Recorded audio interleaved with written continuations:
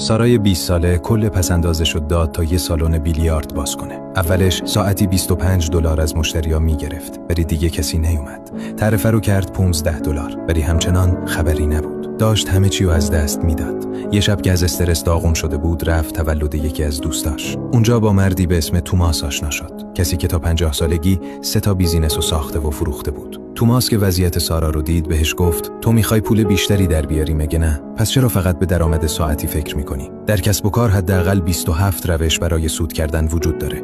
اگه سیستم منو اجرا کنی درآمد 10 برابر میشه. سارا خیال کرد داره شوخی میکنه، ولی توماس کاملا جدی بود. اولین کار اینه که یه تابلو بزنی دم در. مشتری هایی که برای اولین بار میان اینجا 30 دقیقه اول رایگان حساب میشه. سارا گفت رایگان؟ اینطوری که ورشکست میشم. توماس لبخند زد. بهش فکر کن، کی فقط 30 دقیقه بیلیارد بازی میکنه؟ بیشتر آدما 2-3 ساعت میمونن. تو 30 دقیقه رو رایگان میدی، ولی بقیه‌شو پول میگیری. 2 هفته گذشت و سالن ترکید. آدمایی که اصلاً اسم اونجا رو نشنیده بودن صف میکشیدن که رایگان بازی کنن و بعدش ساعت‌ها میموندن. وقتی مشتری‌ها زیاد شدن، توماس قدم بعدی رو گفت. یه اشتراک عضویت درست کن. $49 برای ثبت نام.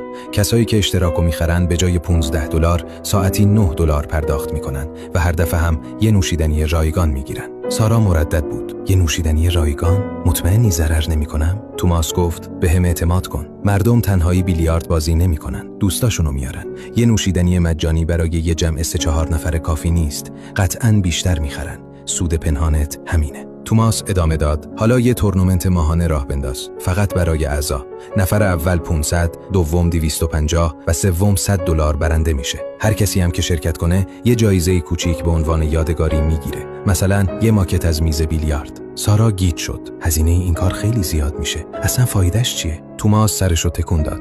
تو داری دلیل برگشتن بهشون میدی. دیگه فقط بیلیارد بازی نمیکنن، دارن رقابت میکنن، دوست پیدا میکنن و جزئی از یه جامعه میشن. سارا دقیقاً طبق حرفش عمل کرد. 90% مشتریا اشتراک $49 رو خریدن. هفته به هفته، ماه به ماه برمیگشتن. 6 ماه بعد سارا نتیجه رو با چشمای خودش دید. اون تونست 2 شعبه دیگه بزنه و درآمدش 10 برابر شده بود. یه روز توماس رو دید و ازش پرسید چطور اینجوری فکر میکنی؟ چطور چیزی رو میبینی که بقیه نمیبینن؟ توماس خندید و حرفی رو زد که سارا هیچ وقت فراموش نکرد. توی دنیای امروز فقط کسب و کارهایی میمونن که سیستم درستی داشته باشن. به جای پول، مشتری و اولویت اول قرار بده. تجربه‌ای بساز که باعث بشه دوباره و دوباره برگرده و اینطوری پول خودش میاد سراغت. اگه رشد رو دنبال نمی‌کنی، احتمالاً دیگه هیچ وقت ما رو نمی‌بینی. ولی اگه این کار رو انجام میدی، تبریک میگم. تو هر روز در حال رشدی.